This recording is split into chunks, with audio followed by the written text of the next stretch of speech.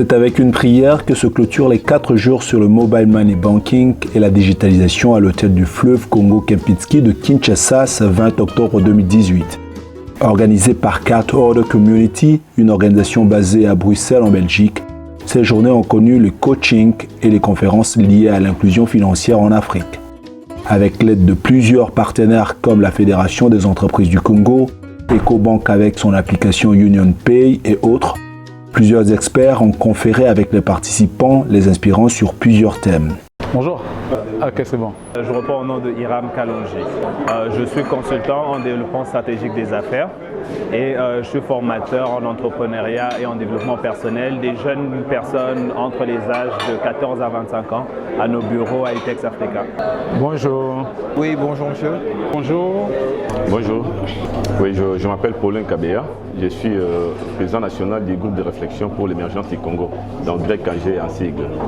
Je suis Yann Kambala, ingénieur électronicien et je suis venu pour assister à la conférence avec les monsieur Maxime et les autres. Je suis monsieur Blaise Kaneka, je suis journaliste et puis consultant en communication. Ok, je réponds au nom de Rachel Mukuna. Je suis une artiste, musicienne et j'ai aussi des projets qui demandent aussi beaucoup de l'aide. Moi, c'est Déborah Kanyeba. Je suis étudiante. On se demande ce que sont les motifs à l'origine de l'organisation de cet événement. C'est ce que nous explique Ronald Kazadi, membre de l'organisation. Il est comptable et fiscaliste. Nous avons constaté qu'ici au Congo, il y avait encore un certain, comment dire ça, les gens ne comprenaient pas encore c'était quoi le mobile banking. Et on voulait un peu vulgariser ça, on voulait un peu enlever un peu ce flou là. On voulait un peu vraiment parler un peu aux gens, les expliquer c'est réellement quoi le mobile banking. Et voilà pourquoi on a créé cette conférence, non seulement pour essayer un peu de vulgariser, de démystifier un peu ce projet du mobile banking à Kinshasa et aussi parler un peu du coaching, comment les gens doivent aussi entreprendre leur projet. Parce qu'il y a une marche à suivre. Il y a aussi des choses qu'il faut savoir, des étapes à suivre. Donc voilà pourquoi on a voulu faire le mobile banking et faire aussi un coaching aussi qui va ensemble. Parce que c'est bien d'apprendre le monde financier, mais il faut savoir aussi les rudiments pour entreprendre.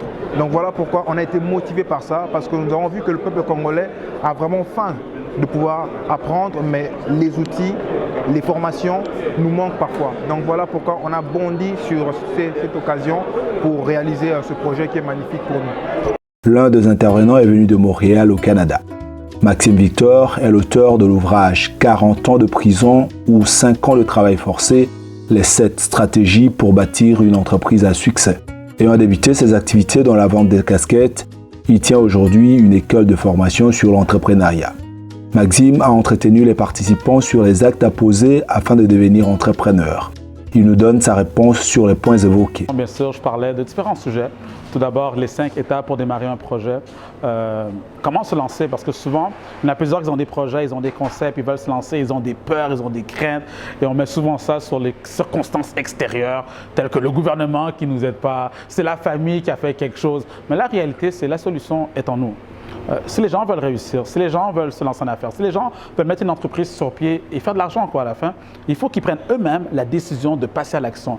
C'est pour ça que j'aime dire que la plus grande qualité de ceux qui réussissent, c'est leur rapidité d'exécution. Donc on est rendu à un stade que, surtout ici en Afrique, au Congo, où les gens ont tellement de potentiel, ils ont tellement de moyens pour s'en sortir, mais ils sont encore en phase excuse. Donc simplement lancez-vous.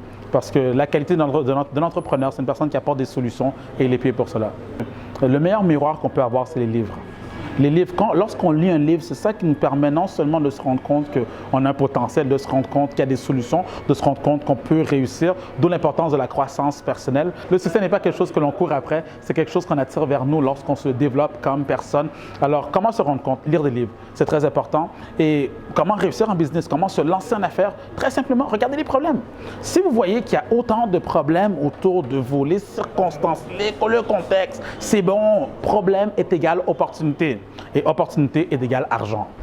Si l'expérience de Maxime vient du Canada, Hiram Kalonji puise la sienne directement de son pays, la RDC, et des États-Unis d'Amérique.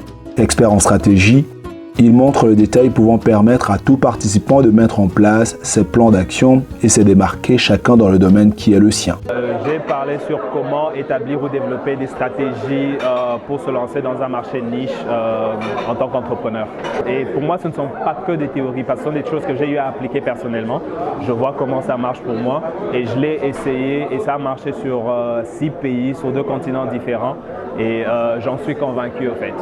Personnellement, pour ceux qui sont prêts à non seulement mettre le temps, l'énergie, le sacrifice et de s'instruire dans ces matières-là pour pouvoir se lancer, ils pourront le réussir. Mais comme on sait toujours, il n'y a que souvent 1 à 3% des participants, soit d'une population, qui prennent vraiment des actions après qu'ils aient eu à apprendre des nouvelles choses en fait. Tout le monde aime manipuler l'argent.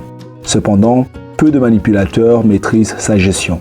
Cette préoccupation a constitué le thème de Satish Chibanda qui parle de l'éducation financière, un concept nouveau pour les participants, surtout dans un pays comme la RDC, où le pouvoir d'achat de la population est en dessous du seuil acceptable.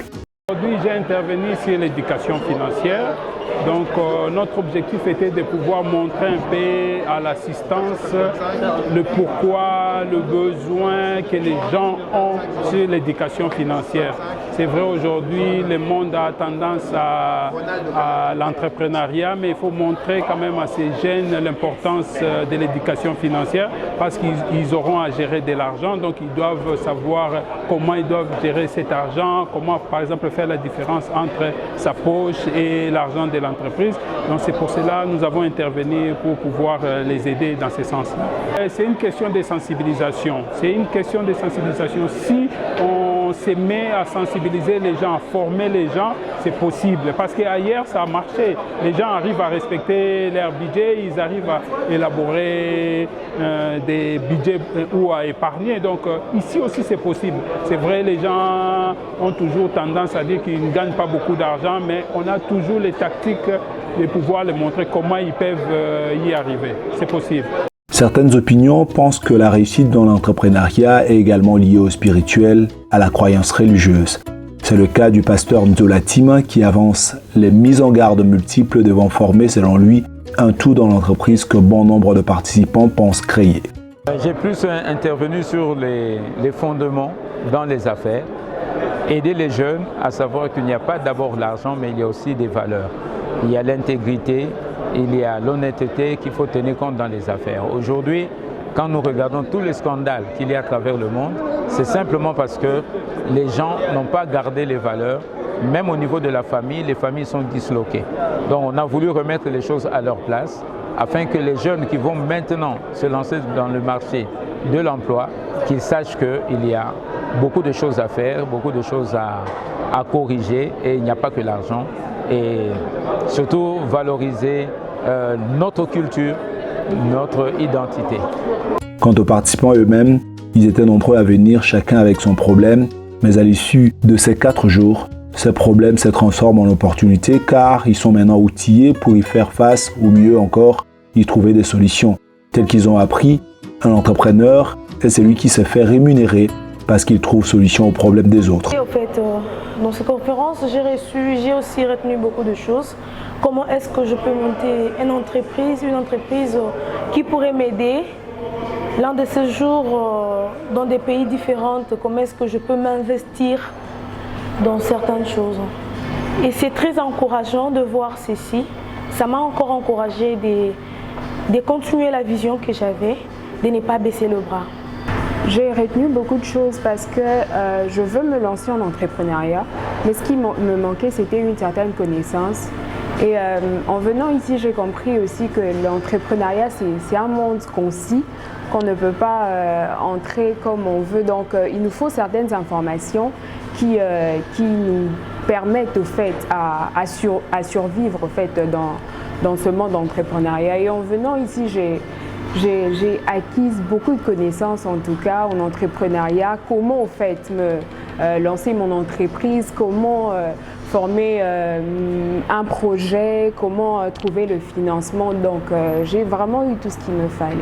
Alors oui, je veux me lancer parce que non seulement j'ai eu les informations, mais également ce goût au fait de me lancer parce que nous avons eu des intervenants qui sont dans les affaires en fait, c'est ça la particularité aussi, qui savent nous pousser tout en nous montrant les défis que l'on peut rencontrer. Je sais maintenant là je suis capable et je suis déterminée, je sais que ça sera pas facile mais quand même je sais que je vais arriver. Chacun est venu avec ses motivations pour participer à la conférence. Différents domaines se sont aussi rencontrés en ces lieux. Ce qui est sûr, tout le monde pense sortir d'ici muni de quoi se frayer un chemin vers la réussite. Cela est évident pour chacun des participants que nous avons rencontrés pendant la pause. D'abord, dans le grec AG, ce que nous sommes en train de faire, nous cherchons comment lutter contre la pauvreté. Alors, lutter contre la pauvreté par la création de la classe moyenne, donc la mise sur pied effective de la classe moyenne d'affaires qui n'existe que des noms ici chez nous au Congo. Alors quand j'ai entendu parler d'entrepreneuriat, c'est ce qui a fait que je puisse venir pour écouter, apprendre et voir comment je peux aider mes contemporains. Voilà. Parce que déjà avec les interventions, ça m'a donné une nouvelle dimension de l'entrepreneuriat.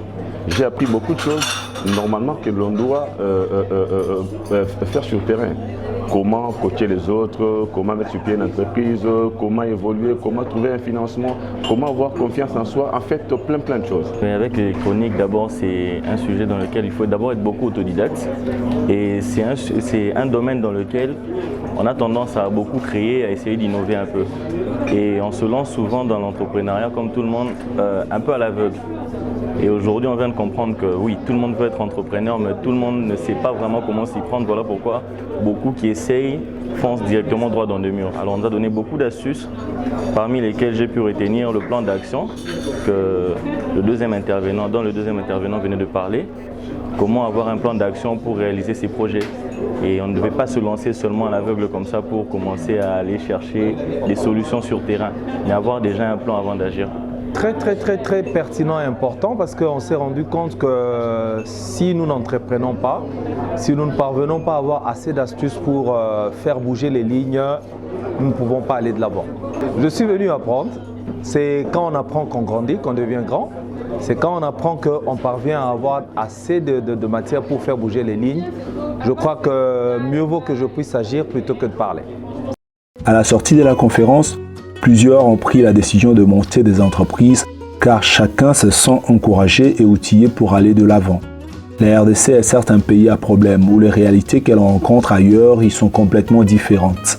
L'occasion donnée en ces 4 jours a motivé chacun à donner le meilleur de tout pour le tout afin de réussir dans son entreprise. Comme on dit toujours, un chemin de 1000 pas commence par un pas.